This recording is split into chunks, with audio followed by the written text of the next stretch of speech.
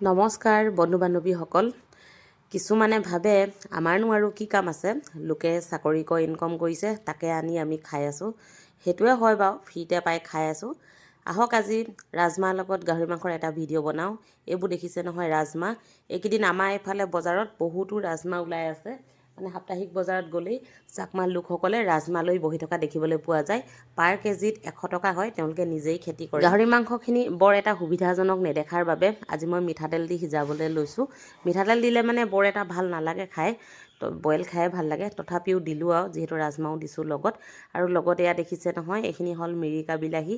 এইখিনিও বজাৰৰ পৰাই অনাৰ পিছে দেই, আমাৰ ঘৰত মিৰিকা বিলাহী নাই। মছলা চছলা তেনেকৈ একো দিয়াই নাই। বাতি এটাতে নহৰু কেইফুটামান থেতালি ল'লোঁ আৰু শুকান জলকীয়া গুড়ি অলপ ছিটিয়াই দিলোঁ। জলকীয়া গুড়ি দিলে খাই ভাল লাগে। আৰু এফালে বইল কৰা ৰাজমাহ আৰু আলুখিনি ইয়াতে মই বাকি দিছোঁ। আলু খাই ইমান ভাল নালাগে, কিন্তু আমাৰ মানুহজনে আলু বহুত ভাল পায়। সেইকাৰণে য'তে হ'লেও অনিচ্ছাকৃতভাৱে হ'লেও আলু দি দিবলগীয়া হয়। আৰু একেবাৰে শেষত ধনিয়া পাত ছিটিয়াই দিছোঁ মই। আৰু এইফালে মোৰ খানা ৰেডি হৈ গ'ল।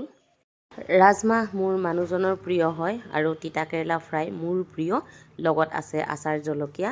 আৰু আজিৰ ভিডিঅ'টি ইমানতে শেষ কৰিছোঁ। বাই।